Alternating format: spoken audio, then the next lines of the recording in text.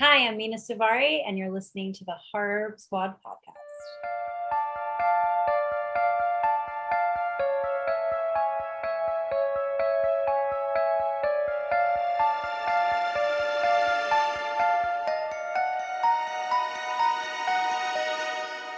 Hello, everyone, and welcome back to the Horror Squad podcast. This is episode number 427, where tonight we will be talking about 2026's Ready or Not 2, Here I Come. Is anyone calling it that, though? I feel like I'm only hearing people call it Absolutely Ready or Not not. 2. That's what Steve does in the bedroom. Ooh. I am here, of course, as always, with Steve and Todd. You just heard them. Gentlemen, how you doing? How was your week, Todd? Horrorhound weekend? I know you're hmm probably gonna talk about it hmm later, but hmm good We're on time. Good time. short version, great time. Long version, stay tuned. But Ooh, yeah, it was uh, it was fun. nice.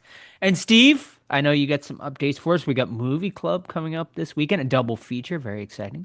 Yeah, actually, I think I'm going to ditch a double feature Oh this week. no! I'm just too busy. My life's just going in a whirlwind right now. There's a lot of stuff, including the movie, which, I'm done my part. I'm actually working on the trailer right now, which I'm hoping will be out by the time, maybe not this episode, but next episode will be out. So, yeah, looking forward to showing everyone a little bit more of our movie. And outside of that, yeah, nothing. I keep seeing you guys posting, wrestling events and going to, big shows and concerts, and I'm there sitting in my fucking underwear at home, and I'm like, damn, I live such a boring life compared to you guys. So no, I really don't have anything. The only thing I could say is I completed or mostly completed my Jurassic Park bathroom. So if you have our Discord, you'll get to see pictures of that. It took a long ass time, but I like the way it's looking. So I have that's a about it. fun anecdote about that or whatever. My wife was on Instagram. She's like, "Hey, look at this cool Jaws bathroom." I'm like, that's fucking Steve's bathroom. So it hit the algorithm at some point, Wow, Steve. nice.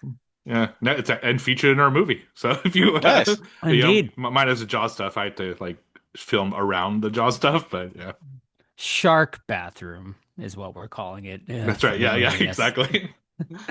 Yeah, awesome. Well, very exciting. Yeah, I mean, we're just had a little meeting. We're gonna be doing director commentary very soon for the Blu-rays for the movie. So, yeah, if you can make it, once again, world premiere May 16th in Salem, Massachusetts at Cinema Salem.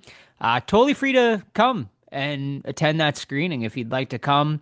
If you can't attend the screening, we're gonna be doing a Discord screening, and then it'll be out to the masses.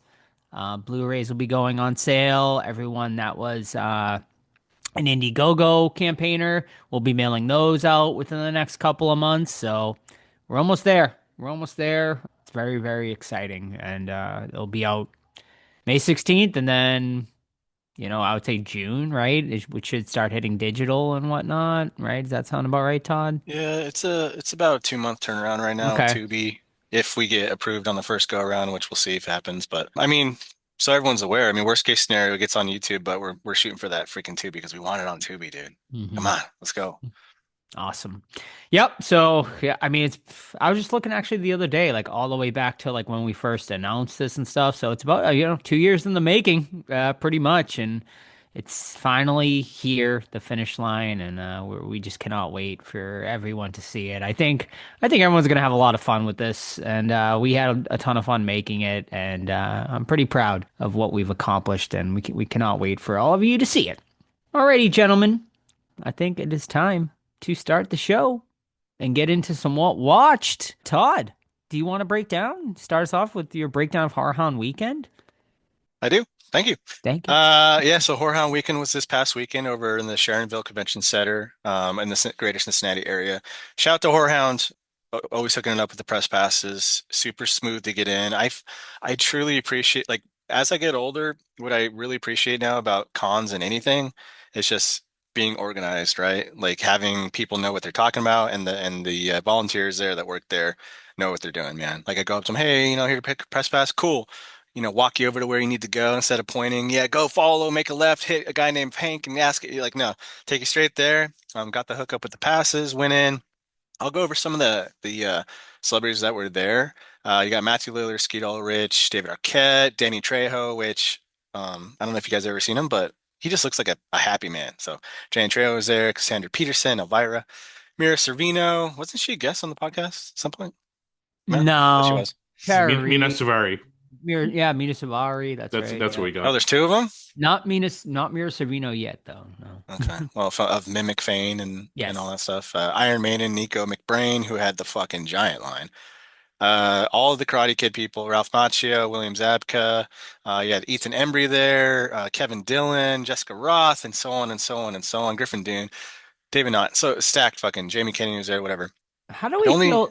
Sorry to no, interrupt, good. but how do we feel about these non-horror guests penetrating into horror Oh, cons? Now, like the penetrating. karate, yes, like the Karate Kid people, like Ralph Macchio and William Mm. Zabka. Like I don't think either of them have ever been in a horror movie. Mm, Like, why are they there? Clearly, just to bring in people, yeah. which I understand, but like I feel like Same. I'm not loving the sort of inclusion of all these like random celebrities now into horror cons. So that kind of ties into my one and only complaint with this past weekend, but yeah, I mean, you nailed it, bringing people in, right? That because Karate Kid's hot, Scream is obviously hot, but that's obviously a horror movie, so it fits. They had a bunch of wrestlers here, Lita, Mankind, and that's I think I lump wrestlers in with non-horror because it's just like there's enough of a crowd for these people. Why isn't there wrestling con or go to Comic Con down in Lexington or in Dallas and San Diego and everywhere else? Like I think they should stick to that because my only complaint, and this is every con, not just Horror Hound, it's just it's too fucking crowded, man.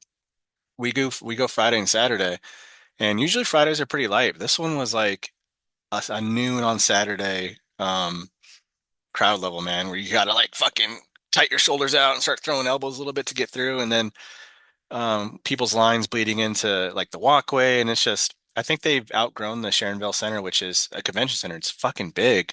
So I think they need to go. I don't know what the solution is. Like less actors or less vendors or a bigger space. I don't know, but that drives me crazy. But I mean, Steve, what do you think about the Karate Kids and all that, the world coming I in? mean, this one because it's like advertised as a horror con, I think should stick to horror. If it's like, but then again, I go see horror guests at Comic Con, so I'm just as guilty as anyone else, right? So, I mean, you take what you can get, I guess. But if that's really on the con, if they start like pushing out kind of horror, like comics got pushed out because now it's mostly non-comic stuff that dominates those con. It's just I don't know. I stopped going, to Comic Con, and I would probably stop going to a horror con if it became 30% horror. So it's on them. It's yeah, you're right. They should have their own conventions, but conventions are expensive and hard to do, and I get why they want to lump it all in into one shot.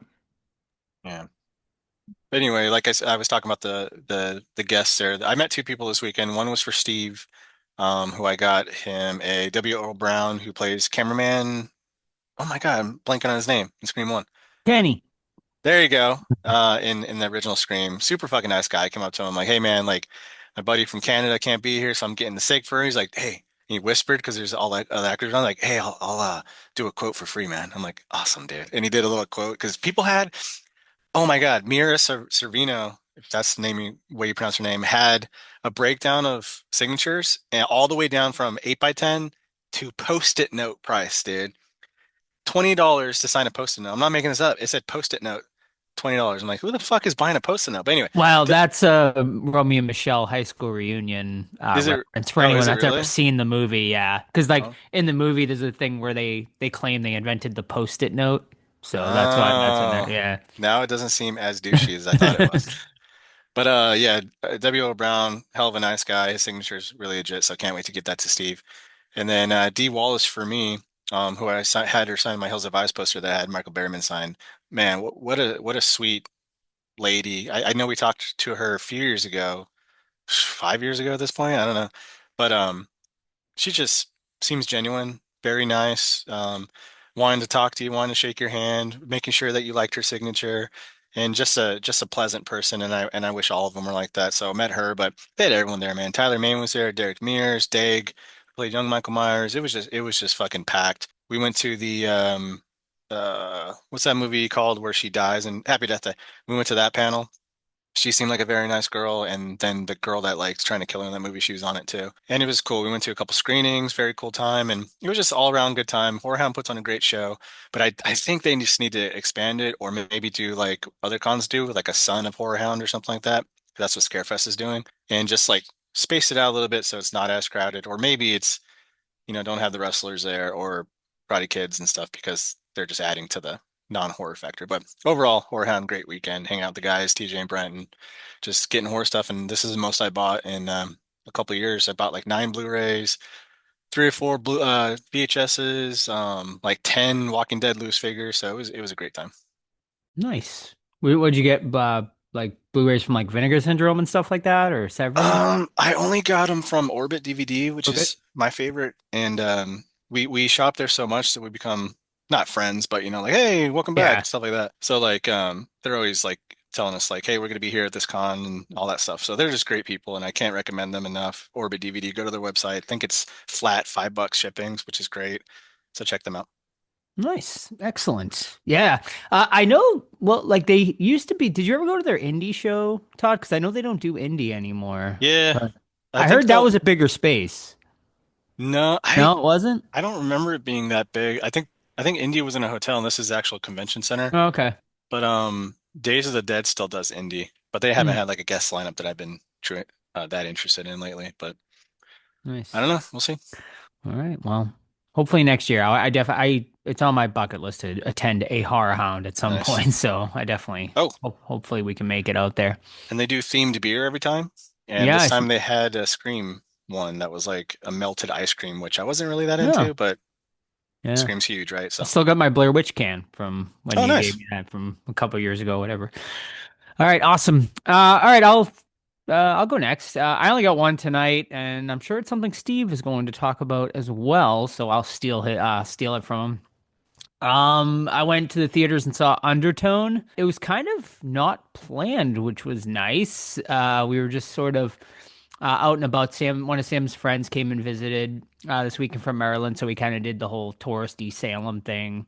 And at night, we were just like, yeah, let's go see a movie. And they picked Undertone, luckily, because I was like, well, I need to see Ready or Not 2 if you guys want to go see that. But everyone was like, no, we want to see Undertone. So went to Undertone, packed theater, which was nice to see for a low budget movie like this. And so Undertone is about a girl who has this supernatural, spooky themed podcast with a guy, and they get emailed these random like audio files, and they start playing these audio files that sort of tell this story about like a couple, and the girl is sort of experiencing things. She's like sleepwalking at first or talking in her sleep, and then like as the audio files go, it gets into like creepier and creepier territory. I don't want to give anything away because obviously a lot of people probably have not seen this yet.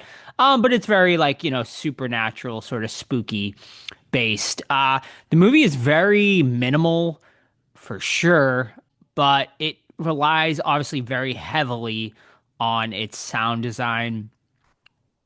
And man, I loved it personally. I had seen a lot of mixed things about it, so my expectations going in were actually sort of lowered based on what a lot of people were saying, but I really, really dug it. It's definitely not going to be for everyone, I don't think, because it's definitely a slow burn. But man, I was hooked. Like I was like in like almost instantly from the beginning because the podcast angle I think was like a cool way to handle this sort of subject matter. It reminded me like partly of Paranormal Activity at times with sort of that simple like approach and like the way it sort of built up to the grand finale, which I was really digging. And it kind of reminded me of like White Noise. It was kind of like White Noise meets Paranormal Activity in some ways.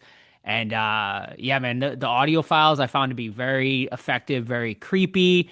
And I thought the ending and the payoff was great. And there's also like a lot of, I think, stuff you could explore like even deeper, like, metaphors in there or sort of hit meanings, what certain things mean and stuff like that. So I really dug it. I loved it. It's one of my favorites of the year so far. I mean, not my number one. I think I liked the Bone Temple slightly better, but this is probably my number two right now. Will it stay there? Probably not. But I think top five, honestly. I really did love it that much. Yeah, I also saw it kind of on a whim. I wasn't like planning on seeing it, just kind of things fell into a way that where I went to see it. And I agree with a lot of what Joe said. I could see why people wouldn't like it, but I personally was really into it. I was just like at the edge of my seat the whole time. And they did it in a way that was really interesting where she'd be podcasting and then the camera would just kind of pan over to like an empty hallway that's dark and you don't know, there could be something there might not be something there, and it's he'd constantly play with like the way, like just with the cinematography and the sound where you don't know when something is going to be there or not, and it just gave the whole thing a super creepy vibe. I highly respect the guy who made it. It's in his apartment. He just did it like, basically on his own with, very few actors, and it was impressive. Like, I could shout out to that guy in Toronto who did that. I will say though, this podcast that they're like the fake podcast on the show, absolute fucking psychos. They record, no joke, that they sit down, record 5 minutes, and then they're like, I'm tired. Let's take this up tomorrow morning. What the fuck? That is not how you record a goddamn podcast. You sit down and do the whole thing. You don't just fucking record 5 minutes here, 20 minutes here. Like, that's not how podcasting works. It's absolute psychotic behavior. But no, seriously, I really love this movie. It took me by surprise. You would benefit by watching it in a dark room with some kind of good sound, whether it's a surround sound system, a theater, if it's still playing by this point. Probably not, but a theater if you can, or your headphones or something, because they use sound extremely effectively, and the dark is very important because it's a dark movie. Like there's a lot of things you probably won't see if you're not in the dark. So, yeah, great movie. I think I gave it 4 out of 5, which yeah, it'll probably hit my top 10. I think unless the year ends up being amazing, but Yeah. good. I too.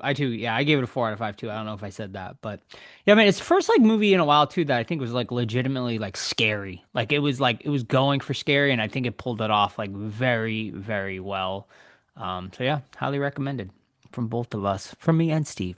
Yeah, and Approved. it's funny because in our year-end show last year, we actually talked about that there was We nothing scary did. last year, Yeah. and we have a scariest moment, and it wasn't really much to pull from. But Hmm. this is a good start. We need more scary, I think, in horror. I think we're getting into a lot of gore, a lot of like effects, which is great.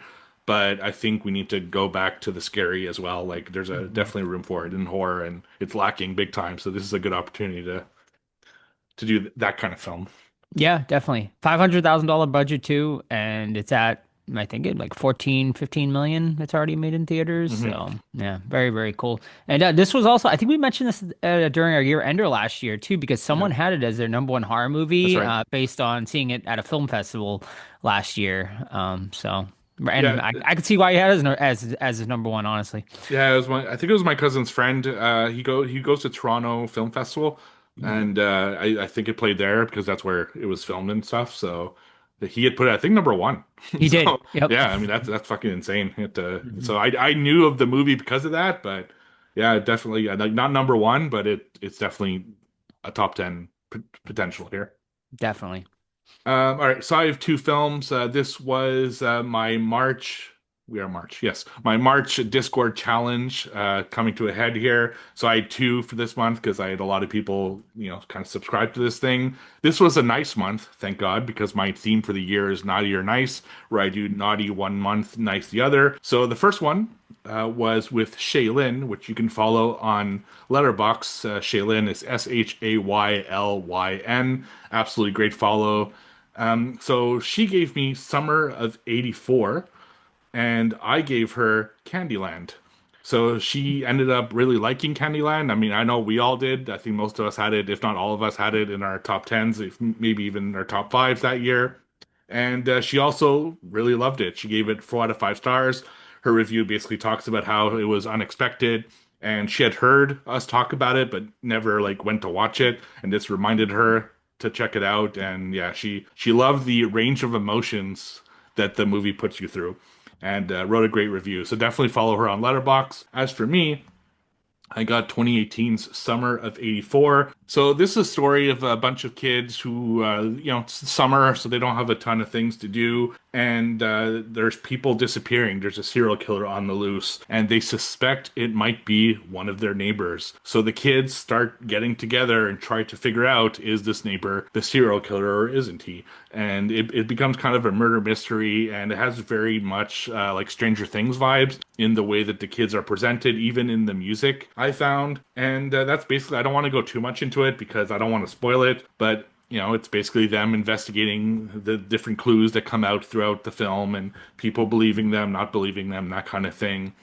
And it does get to a pretty intense final 10-ish minutes. So yeah, I really enjoyed it. I thought it was a fun movie. I'd never seen it.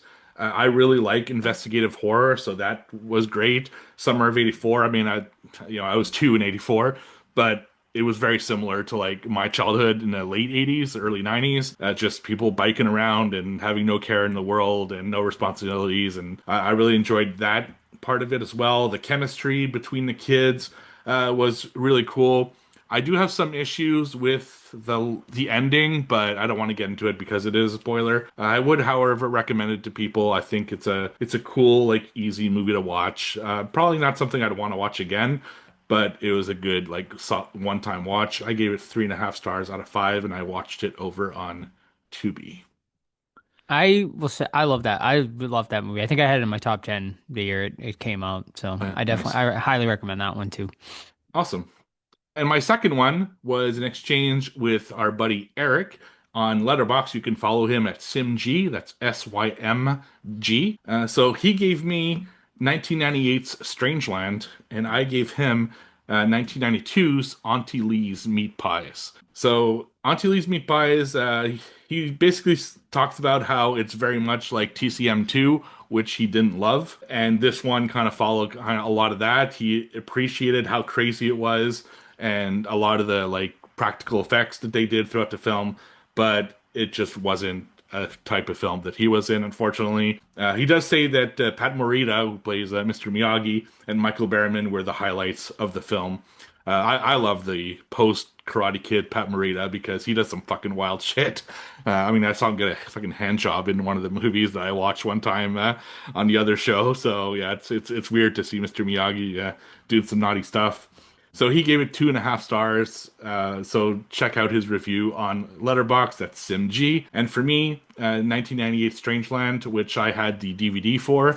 So I've seen it before, but it'd been a really, really long time. All I remembered really was Dee Wallace's, no, not Dee Wallace, Dee Snider's performance in the main role as Captain Howdy, and also Linda Cardellini, who was like Hall of Fame hot, in my opinion.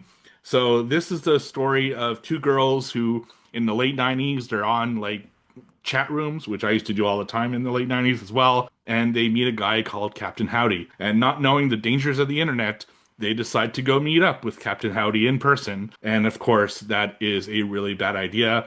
And the rest of the film is her detective father who goes on the mission to find this infamous Captain Howdy. And the story takes some twists and turns that you might not expect if you don't know much about this film.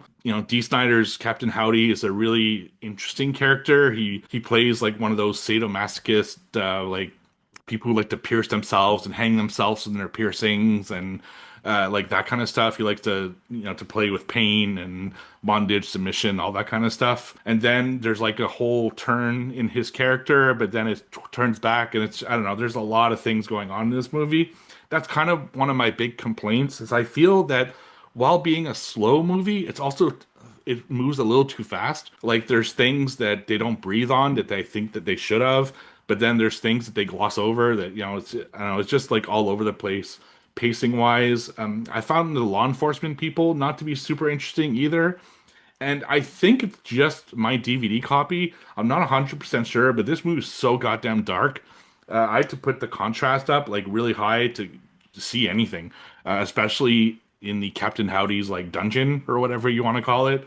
So I do enjoy this film. It's not one I'd like necessarily want to watch again for a long time, or anything like that. But it was cool to revisit. So I gave it 3 out of 5 stars, and I watched it on DVD, but you could probably get it on Tubi or things like that. So that's Strangeland. Yeah. One I haven't seen in quite a while, but I always remembered really enjoying that one. D. Snyder's awesome in it. So Dee Snider is really awesome in it. Yeah. yeah, he's great. Yeah. I had a chance to meet him a couple times at cons too, and I didn't. I kind of regret it now. I probably should have gotten a Strangeland poster signed or something. There was talk for a long time about a part two coming out, but I think that's dead in the Yeah, water that at this ship has point. sailed by. Yeah, Never I seen think it. so.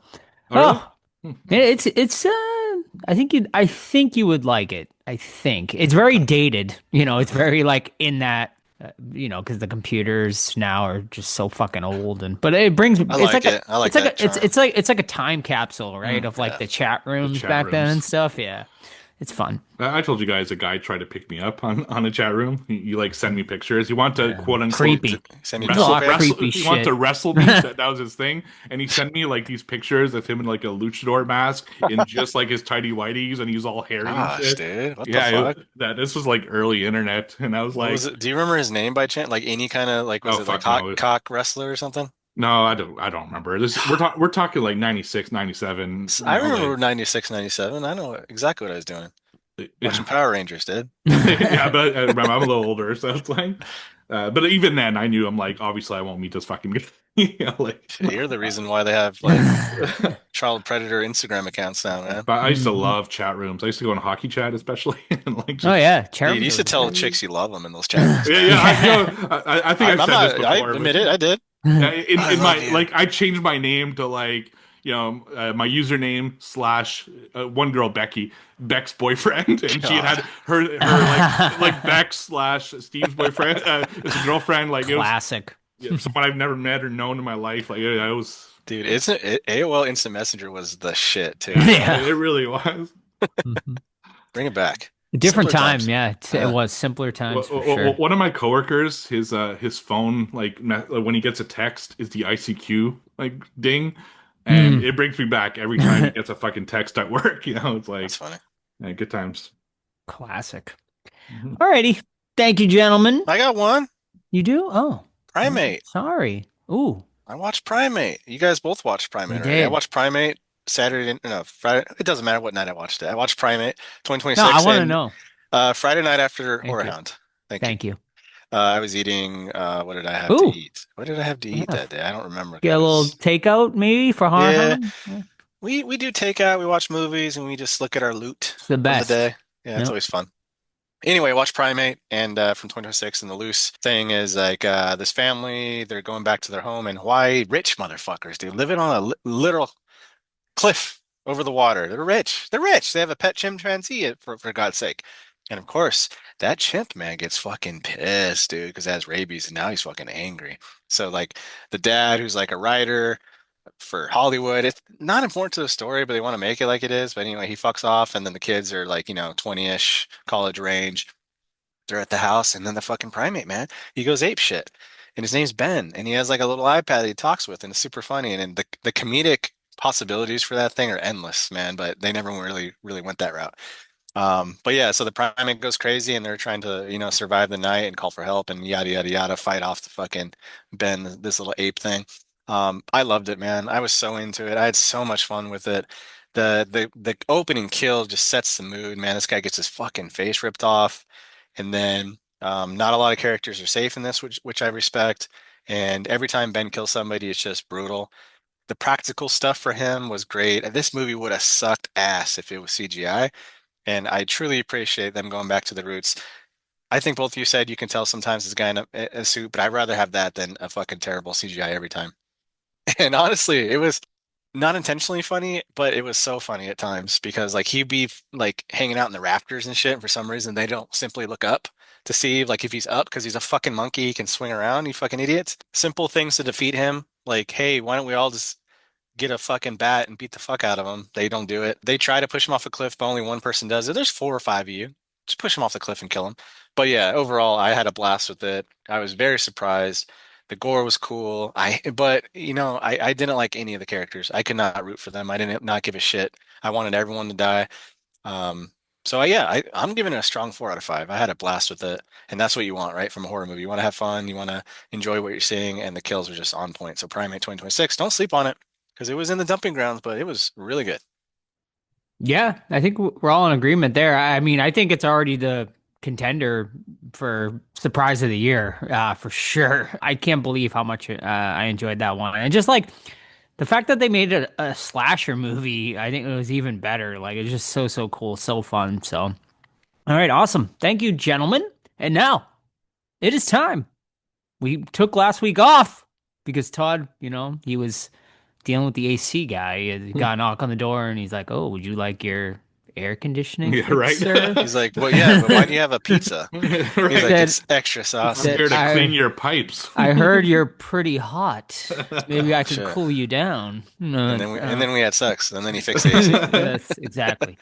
Which sucks because if you guys remember last year, my AC was broken for the entirety of the summer. And we turned it on for one hot day and the fucking thing broke again. And I'm like, well, at least it's cold and we got it fixed. But Right. gosh, it's fucking AC, man. Anyway, It's still freezing here, so I cannot sympathize. it's with 30 that again yet. today, so. Yeah. I'd like to point out that this is the final trivia for quarter one. So Oh, will Well- we add to Joe's 5 film total? Or will we no no, way. because he'll well, actually get to pick something for once? it's up to you, Steve. Yeah, 'Cause I know Joe's leading to this. Pull out the books, baby. Joe in the lead, 15. Steve hot on his trail with 13. Myself, 8. It's not looking good for me. I'm just gonna write this month off and come back next quarter. But any man's game between Steve and Joe. Who would like to lead off today? We'll let Joe go. Oh, Joseph coming in. putting the pressure on me. Well, Should I sell? And even if I know the question, let Steve have the first Right. crack at it to Yeah. be. I don't know. Based on my track record lately, I won't know the answer. So so last week we did not do trivia. mm. So I have a theme this week, and it's last week's theme Tell because I me. did not want to do trivia again this week. So yeah, so you're just gonna have to deal with that, folks. All right. So in the movie Hellraiser, Seen yes, it we 3 watched times it now. last week. Yes. Watched it on tape. Didn't get to talk about it. The movie Hellraiser is based off of Clive Barker's novel. What is the name of that novel? I knew that answer last week. It when I is, looked at it. I got it in my mind. Me too. It's if I say the one word I know, Steve's gonna get it. Well, that might be a good thing.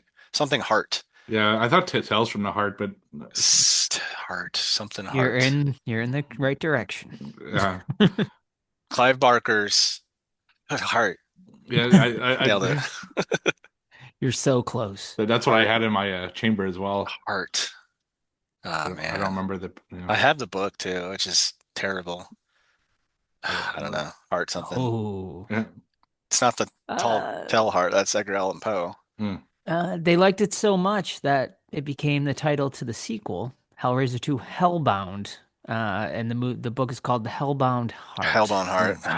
Right. Yeah, good one. Good question though. Add it to the book.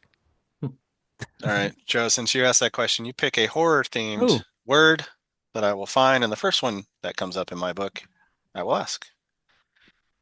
Alrighty. You can say the if you want, just to be fucking goofy. No, let's go with, let me look around the room right here and pick a random movie. Let's go with Chucky. Ooh. I got 25 things that say Chucky in it. Okay. Let's go to all right. First question, question number 19 in the warm-up 31 question easy round. What is Chucky's full name? Charles Lee Ray. Correct. Damn, he's quarter one Joe. I'm telling you, There he is. Unbeatable. So I forgot trivia last week, so I'd gone to Kayla, but Book of Kayla. yeah, I could have done it this week, but I'm like, no, I'm just going to use the ones I had taken from Kayla. So thank you, Kayla, for those questions. In Black Swan, what does Nina first steal from Beth's dressing room? Man, I haven't seen Black Swan. It's funny because just last Lipstick. week, Forever. yeah, that's right, it's lipstick. Nice. But we just talked about last week It's a that good Black movie, Swan, man. horror or not horror? Is it? I We would did. say yes. Yeah. I mean, it's thriller, but we've talked about this. Mhm. Thriller, horror, same shit. Hmm. I like the movie. Yeah, me too. I remember liking it. It's been so long. Mhm. Obviously, I liked the scene with Mila Kunis Ooh. and What's When they're Natalie Portman there. flicking the Yes. beans together. Yes. Doing their little scissoring. Okay. Ready? Guess the movie based off of the IMDb information. Mhm. This movie was released in the year 2008 with an R rating, clocking in at 1 hour and 40 minutes, categorized as body horror, Ooh. psychological horror, Oh. slasher horror, Oh no. splatter horror, Oh no. mystery, and thriller. Oh. Currently sitting at a 6.0 out of 10 over bad. on IMDb with a Metascore of 58 out of 100. Hmm. Directed by, oof, this is a tough one. Ryuhei Kitamura. I know that guy, dude. Ryuhei Kitamura. Know him well or her well. Writers Clive Barker. Midnight and Meat Train. It is the Midnight Yeah. Meat Train. I'm Very back, nice. baby. How'd you know that? I've never seen it. Because the 2008 thing. 2008. All right. Yeah, I'm like, it has Bradley Cooper in it, and I remember not liking it at all. But maybe I need a rewatch. Hmm. Oh, back to me. Yep. Steven, pick a horror-related word. I'm just gonna pick off Joe's background there and pick trick. Oh, 26 things a trick come up. Should I do another trickster question, or should I actually do trick only? It's whatever. Okay, let's go. All right. Question number 114. The first one actually was about Patrick Bateman, but I'm not going to be trickster. Okay, question number 114. In Trick or Treat from 2007, Yes. the opening scene consists of a man watching porn on a VHS tape. What is the title of the porn? God. And I'll help you out. It's not actual porn. He wrote something on it to trick his wife into thinking it wasn't Oh. porn. Is it an actual movie? Oh no, it's a nature documentary. Isn't it? Yep, nature special. Yeah, Nice. yeah, that's right. It clicked as I asked that question. Is it the guy next door? Is he the one watching it? Or No, is it it's the someone- main guy. It's the main It guy. is Yeah. the main guy. Okay. Or the opening kill. No, he's not the opening kill. His wife's the opening kill. Yeah, but it's that Yeah. same like house. Whole. Yeah. Okay. The guy yeah, from yeah. I know him from Battlestar Galactica for all you nerds out there. Nice. All right. Still on Kayla. Kayla. What is the subtitle to the film Amityville 2? The Awakening? Yes, it is. Wrong. No? No, it's one of them. I don't It's remember 3 or which one. 4. Amityville. As I look at the tape area. Yeah. Should be called fucking Ancestral Files. It's the okay, one that where was, the brother that was my sister- question. When the brother and sister fucking basically. Yeah. Isn't that It's a very basic title. Like Amityville 2? What'd you say, Joe? The Awakening. Oh, it's Amityville 2: The Possession. correct. That's correct. Let's go, baby. The possession. Nice. Let's go, baby. He's back, baby. He's back. He's back. Too late for this round, but Back to me. well, Yes, no, sir. well, no. Mathematically eliminated. All right. Final round. 3 letterbox reviews. Can you guess the movie? Number 1.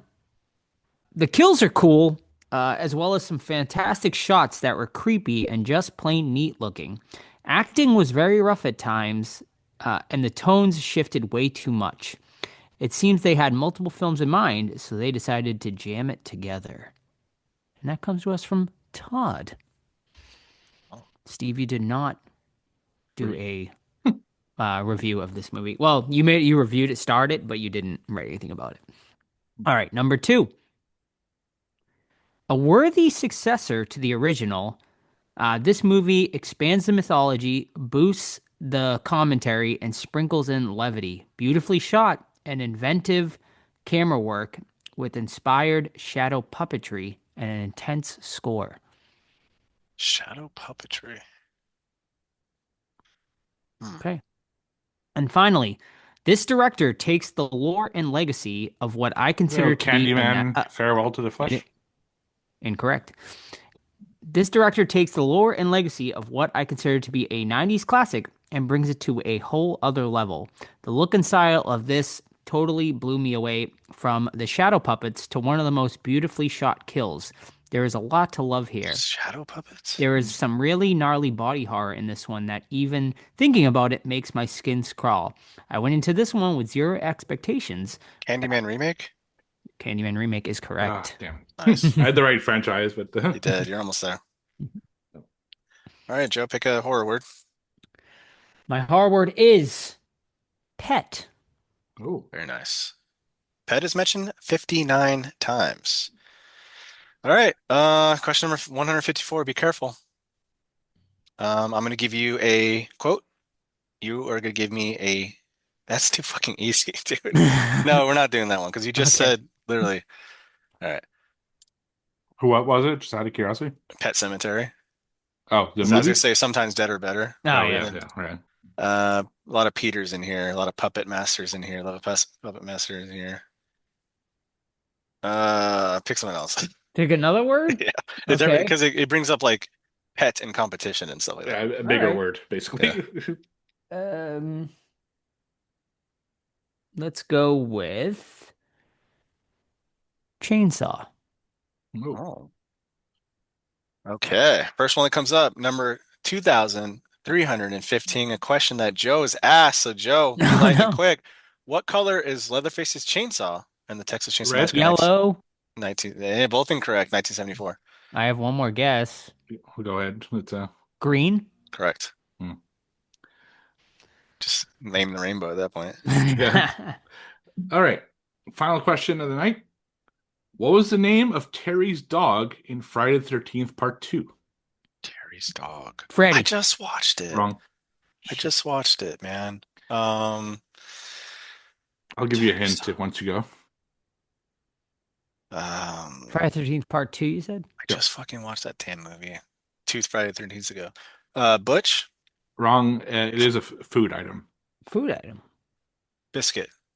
Wrong. Good guess, though. Yep, that's a good guess. Joe? Pork What? chop. Oh, Wrong. that's good. The answer was muffin. Muffin.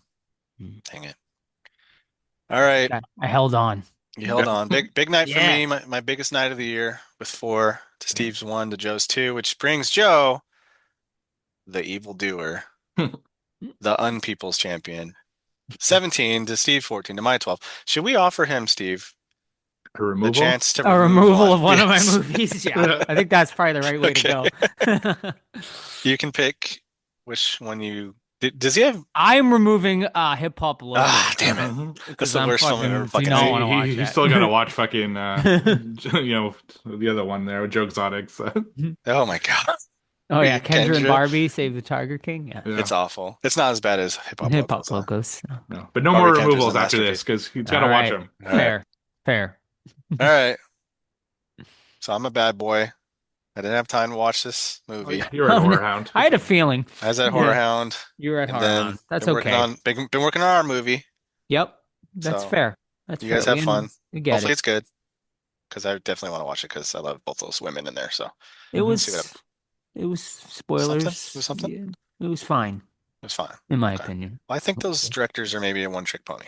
But that's just my guess from not having watched the film. So We'll see. you guys have fun. See you guys All later. right, Todd. Good night, everyone. Bye. Thanks for listening. Bye. Alrighty, folks. Well, Todd unfortunately has had to leave us because he didn't do his homework. He didn't watch the movie. Shame him. Send him emails. Send him DMs in the Discord. Shame him mercilessly. I don't know. I can't talk right now.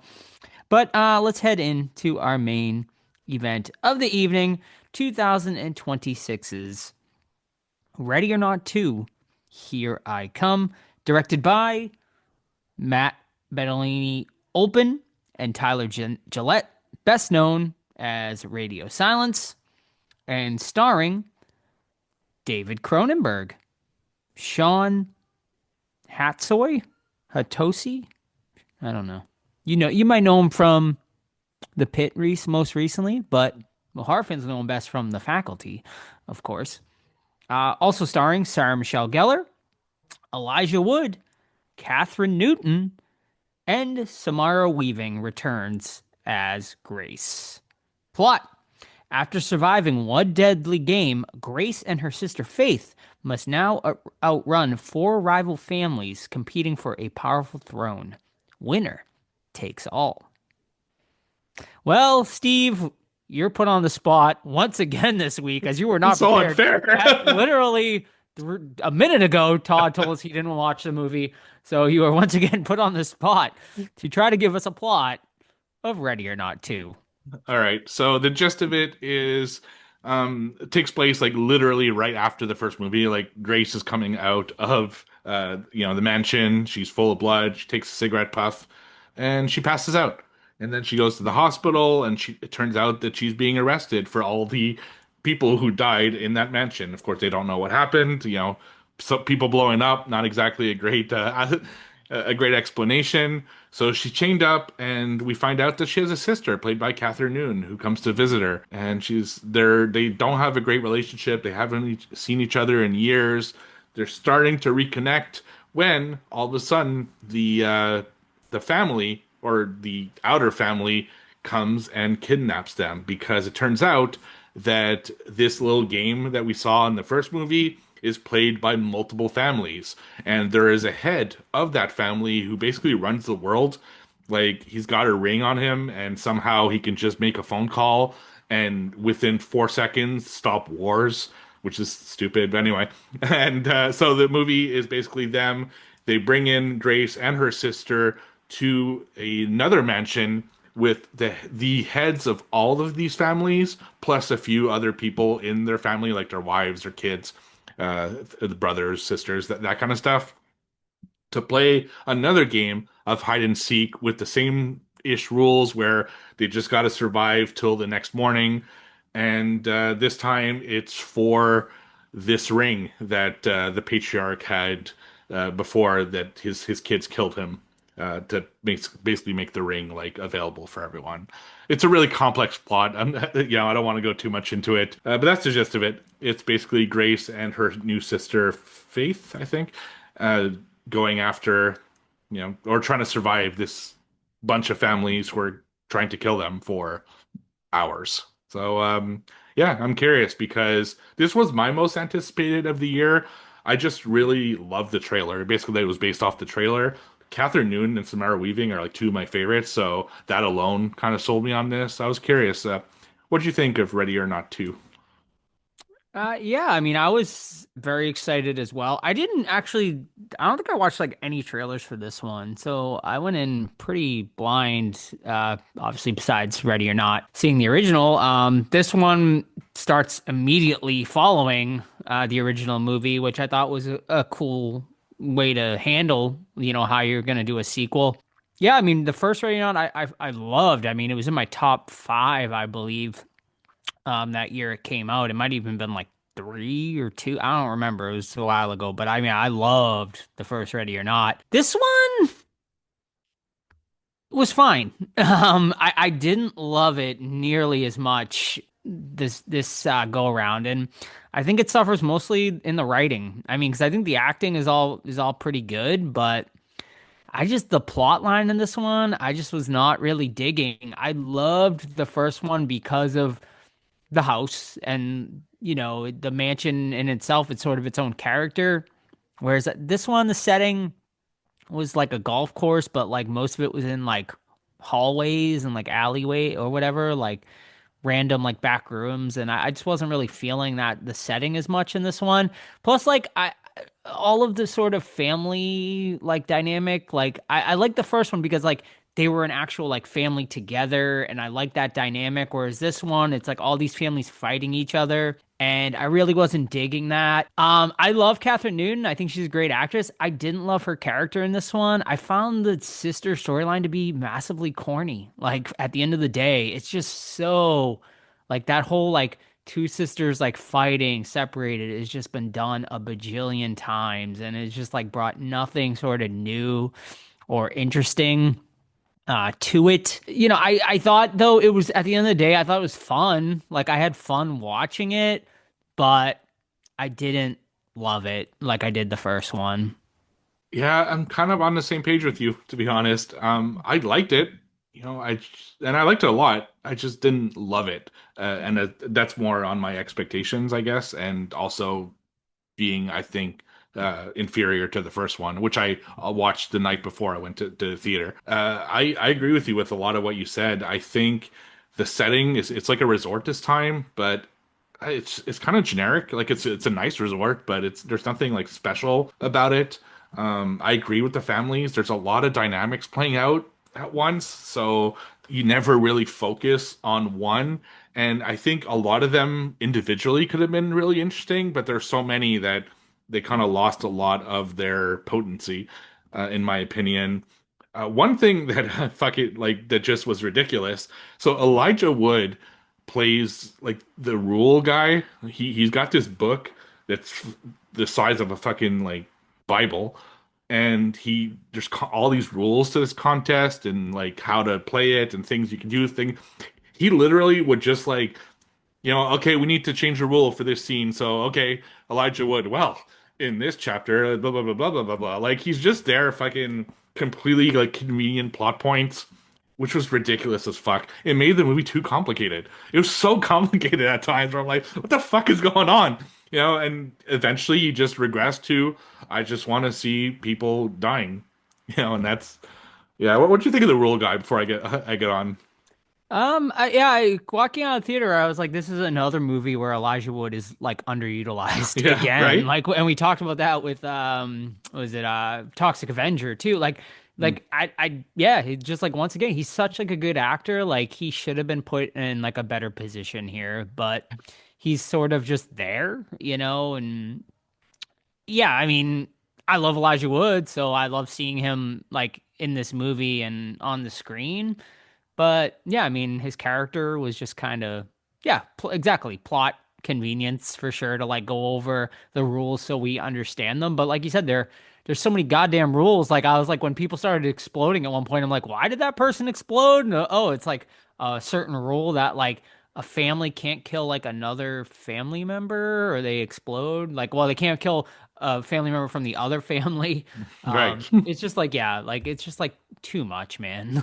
Yeah, it was way too goddamn much. And you're right, like they keep underutilizing Elijah Wood. And he's such a great actor. Like hmm his delivery was amazing when they would jump to him, but it was stupid. He's just standing there with the rule book and like they change the rules constantly, so you don't know what the fuck's going on. My biggest disappointment though, and you touched on it, is Catherine Newton's character because I really, really love her. I think the chemistry between the two was good, but they gave her so little to do. She doesn't do much. She's just there. She's just there to be chased and there to, have a little bit of conflict with Grace, Samara Weaving's character, and there just wasn't much substance to that relationship. And it just kind of, after a while, it's like they separate at some point, and I kind of forgot there was another sister because it didn't matter. It was just I don't know. It just and they felt safe. At no time in this movie did I feel that either of these characters were going to die. Like it just wasn't going to happen. So if they're both safe, like what am I watching here? Yeah, I mean, and that's like a huge part of this movie and why I think the first one was so successful. Because you didn't know if Grace was going to get out of this and you didn't know what was going to happen. Obviously, like everyone exploding, you're like, oh my God.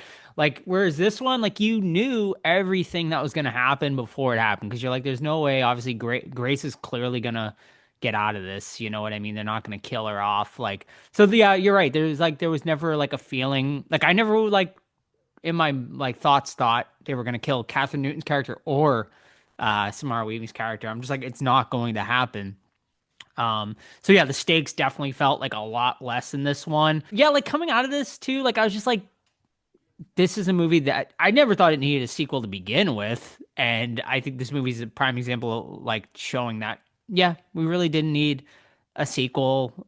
Even though it was like fun, like I personally don't think I would like see a need to watch this again. Like, I would go back and watch the first movie and, maybe do a double feature, but like I'm never gonna go and like watch. I don't see myself like going back and like watching this movie on its own. Yeah, I completely agree with that. Especially that I watched part one the night before. hmm In part two, heads exploding. Is it cool? Of course it is. But fuck, I've seen it so many times happen at this point that it just lost its appeal. It's just okay. Well, let's do something different, and they don't really do. Like even the kills were kind of disappointing. Other than the explosions, which are always cool, they weren't like that gory or that special. It was just like blood on people, and then it became where blood was just kind of like humor rather than being like oh shit, which that first one had because like you said, you didn't know who the fuck was going to die or how they were going to die. And what I loved about the first one was kind of the humor where they kept accidentally killing the staff. and because they couldn't kill the family at the beginning because they want to have as many of them survive to the end to explode. This one just, I don't know, you're just going through family members and it's like, okay, well, that person's dead. I don't Yeah, care. I don't care. the humor in this one too felt a little more forced. Like it was like they Yeah. were trying to like work off that comedy from the first one, and they were like, well, we have to like add like comedic bits in this one, but to me, like it didn't work as well. I mean, I'm being very critical on this movie, but I did enjoy it for the most part. But there's just like all of these like little things that like I'm not gonna lie, I fucking the first like half of this movie I like kind of hated it. I was like, oh man, I am not really enjoying this. But I do think the second half gets significantly better, and like I enjoyed the ride that it took us better on the second half rather than the first half of it. See, I'm more of like I under like the first act was a little slow to get things Hmm. going. I liked the second act, but the third act, man, whew, shit, that You ending. didn't like you didn't like where this goes No, at the we'll end? we'll No. have to talk about that Yeah. definitely in its own little thing. But no, Hmm. I don't like where it went. I mean, Hmm. in concept it was cool, but it got way too ridiculous. Like this, Yeah, well, yeah. it became so supernatural that Hmm. it took out the groundedness of the first one. Because yeah, obviously there are new supernatural things in the first one. People explode out of nowhere, and you see a ghost for 2 seconds. But Hmm. in this, they just fucking go to 11 on the supernatural stuff to the point of almost of being ridiculous, in my opinion. I was just like rolling my eyes by the end. I'm like, this is pretty dumb, you know? Yeah. I mean, we haven't mentioned, I mean, I would say like besides obviously Grace and Faith, Catherine Newton, Samara Weaving, our other two sort of leads in this movie would Mhm. be Sarah Michelle Gellar and Sean Hattasey, Yeah, who are both good as the sort of like they're like the brother and sister. Obviously, they basically are the family in power yeah. Their at the father was in time because power. Yeah, which is played by David Cronenberg, who gets a little cameo here. It was cool to see him in a very limited role. right. But I mean, I liked their dynamic for the most part. They were the most interesting like characters outside of obviously Samara Weaving and Catherine Newton. And I liked Sean. I liked Sean Hattasey. Like he played the pretty solid, like sort of villain. Like I bought it for the most Have you part. ever watched Animal Kingdom? No, I have Okay, not. so He's it's he a in that as well? so Or he's one of the yeah. leads in Animal Kingdom, Okay. and he plays the same type of like unhinged Okay. character. Mhm. So he plays that role amazingly. This was familiar for me, and I thought he did great. I thought actually those two are more interesting than anyone else in the film. Even Catherine Newton and Samara Weaving. That takes a lot for me to say that because I fucking love those two. But their dynamic and their story to me was way more fascinating than what was happening with Grace and Faith. I 100% agree with that. Like, yeah, like, cause the Grace face storyline I really dislike. Like I said, I just found it to be super paint by the numbers, just like Mhm. corny. Whereas, yeah, I mean, sort of the like brother and sister dynamic is, done too, but I felt like this one just seemed more like interesting and fresh to me. And I did not see, honestly, him killing Mm, Sarah Michelle Gellar. Really didn't see that coming. So when he yeah. did, I thought that was sort of the big sort of surprise of this movie and I liked it. Yeah, and that's what I liked about them because there's this power struggle throughout the movie of so the ring has to stay in his family, Right. but both of them want it. But they need to help each other because they don't want like, another family member to have it, but they also one of them has to have it and Yeah. and that dynamic was And amazing. they kind of seem like they like do even though they like hate each other, but they also seem to kind of like love Yeah. each other in a weird way too. So, yeah. Yeah. And you're right, looking at it just like off face value, which you probably did the same thing. Sarah Michelle Gellar's a bigger star, therefore she's the one who's probably going to live. Yeah. So it was interesting that yeah, he's the one who ended up living out of the two. Now, once he does kill her, or is it? Yeah, he kills her. Yes. Everything after that, I'm like, ugh. Like it's where the movie takes a bit of a dive for me. So yeah, I mean, which we find out that in order for like Grace to get out of this, she can marry. We find out there's like a loophole basically that's explained earlier in the movie by another family that was trying to get her out of it. That basically you can marry one of the family members and that gets you out of this, and then that family ends up being the family in control because they married Grace, which I don't understand because Grace doesn't have like any power here, really, right? No. Like she just needs to be killed, right? Like, so why does her marrying someone make that family the powerful family? Yeah, well, so they explain it, fucking Elijah Wood in his little book. Yeah, I forget honestly why. Because she is technically the only surviving member of that other family because she Oh married. yeah, that's right. Yeah, So the she does. DeMoss family or whatever That's they were right. called. The So DeMoss, yeah, because of that, she's technically the representative of that family. because she Therefore, married into that's it. right. Yeah, But like, come on, we're watching a movie, basically like a survival movie, where people are fighting like the Hunger Games or Battle Royale or anything like that. And then they legitimately just stop fighting to have a wedding. And that's yeah. like, I'm like, oh, you fucking kidding me? And I So thought just that and the that other was, families accept that. yeah, because it's in the fucking rule book. Like the little Elijah Wood has, like she killed all like their fucking kids, their wives, their brothers, their sisters, and they're all like, okay, no, let's have this wedding.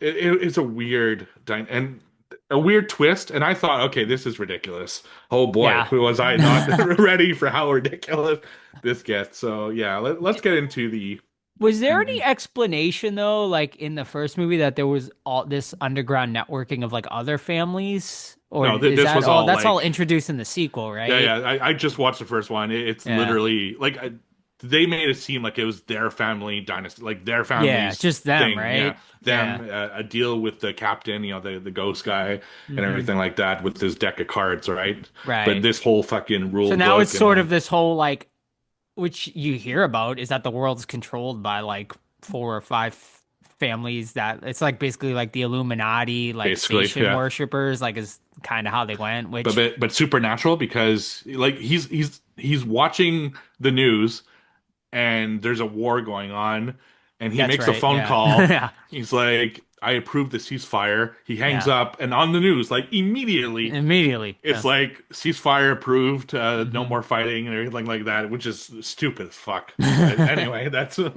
is what it is. And some people believe that though. Some people think Yeah, there but is that shit like fast, out like there. Well, even that fast, yeah. is like yeah, it is absolutely impossible. But anyway, that yeah, it just shows the power, I guess. But that Hmm. was my first eye roll of the movie, one of Sure. many, later. But yeah. Kevin Durant too, by the way, Oh is in God, this movie yeah, for 10 seconds. I thought he was that going to be like a bigger character, and I I'm like, oh, love he Kevin should have been. Durant. Yeah, he's another one underutilized here. Yeah, and he looks so unhinged Yeah, that I like he would have been really fun. Yeah, he's like throwing cocaine in his face like yeah, to get ready. I thought, yeah. yeah, he's gonna be a great character. No, they kill him Mhm. off immediately. He doesn't even get to Immediately. the Yeah. fucking to the No, resort. nope. Ah, goddamn, All right. that disappointed me. All right. So I want to hear. I guess I get you seem to have the bigger problem with this ending than I did. So what was your big gripes with this ending? Oh, good Lord. So this wedding is a ritual where they officially like basically give the ring to the, new leader of this cult.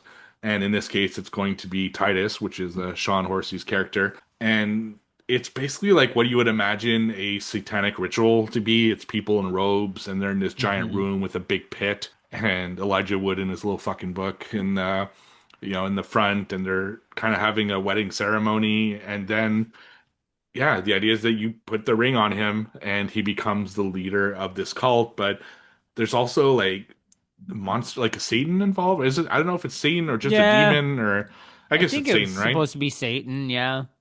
And yeah, so Grace has this plan because Grace and Faith are totally fine by this point, by the way. They have this plan where she can like kill him through some other fucking loophole that Elijah Wood had said, and so she kills him, but then there's a timer because it has to happen by dawn or everyone explodes.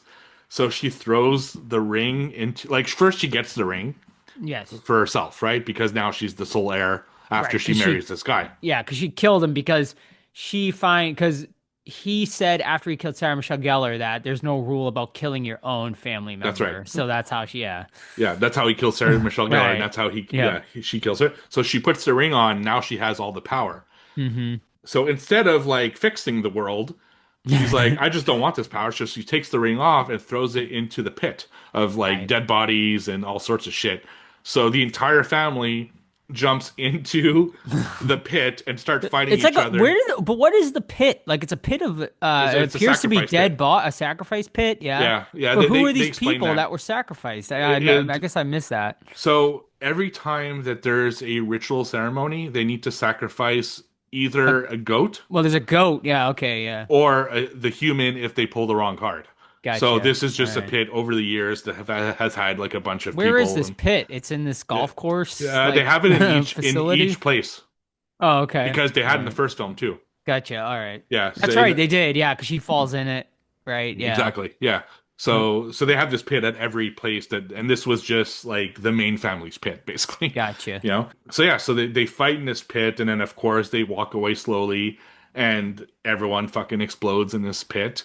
And then the ghost from the first one shows up again, and he nods, and he's like kind of Satan this time. He's on a throne, and like it's just it's a weird ending, man. It's almost like fucking Temple of Doom like type of ending. It's just I don't Yeah. know. It's just there's so many things wrong. Like why did she not just change things with the ring? Why there's I don't know. It felt so lazy and weird, and I didn't like it. But you did like it. So what did you like about it? I mean, I wouldn't say like I loved it or anything like that, but I was like fine with it. Like I was like laughing, when they were all, sort of falling into the pit after the ring and stabbing each other and stuff like that. I mean, it was like to me, it was just like, well, I guess what else are you gonna do? Like, and it's just like it fit into sort of the ridiculousness of like everything that was happening.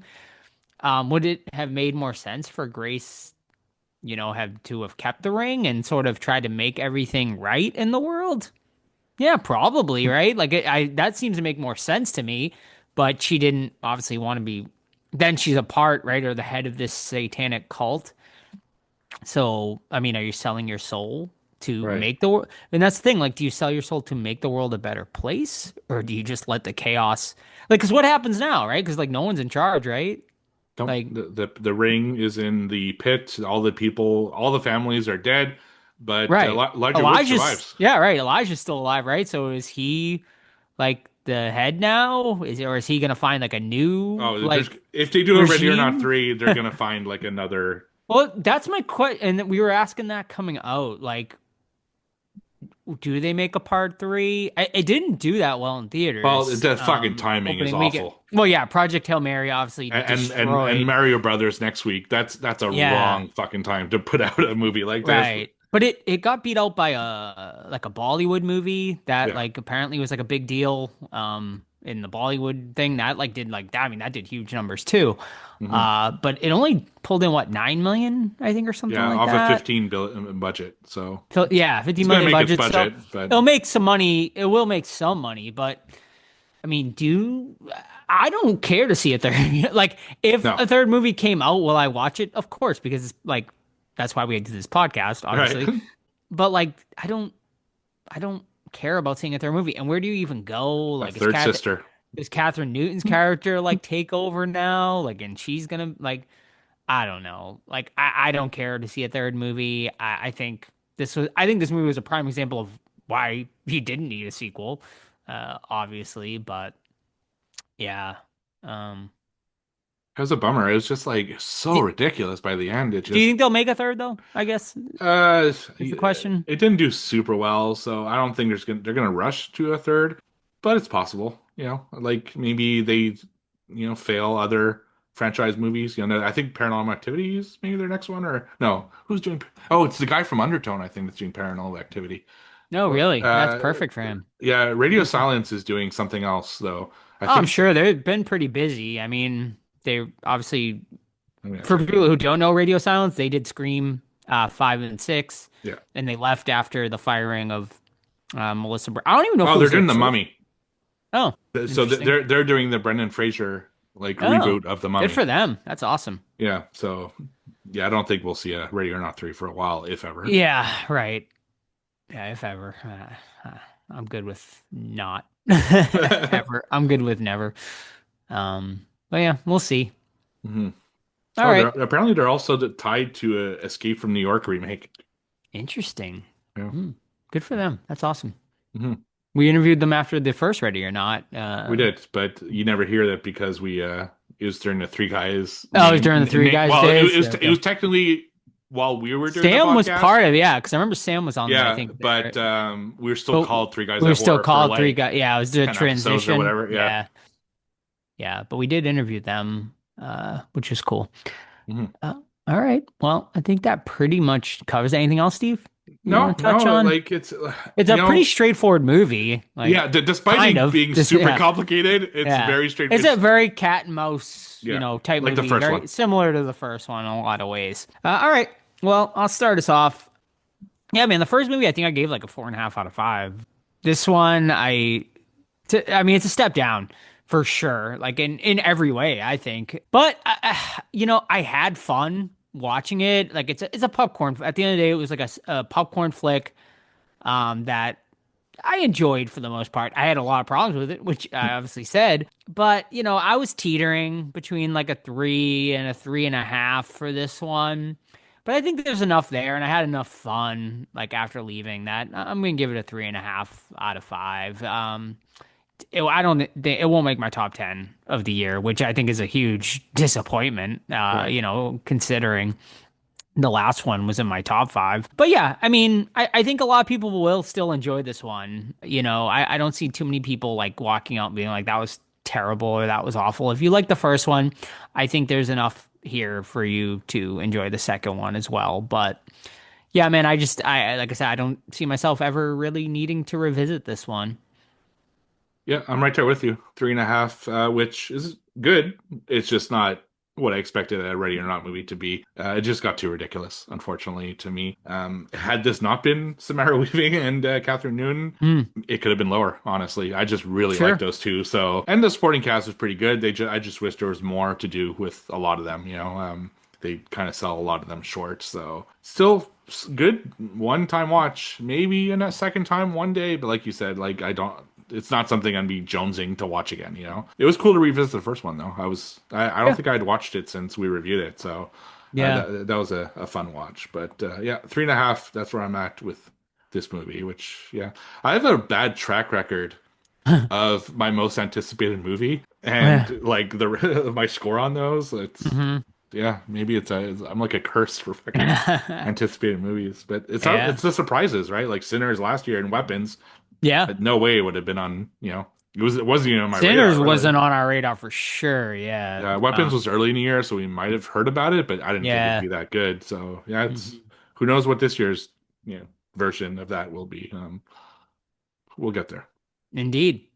Yeah, it's still early in the year, still a lot to go. And what do our friends over at Letterboxd have to say about this one? Currently sitting at a 3.5. So they're right right there. there, pretty much in agreement with us. What I found surprising is also their first rating also sitting at a 3.5. So people are pretty much saying these movies are pretty much similar, which I think we would disagree with.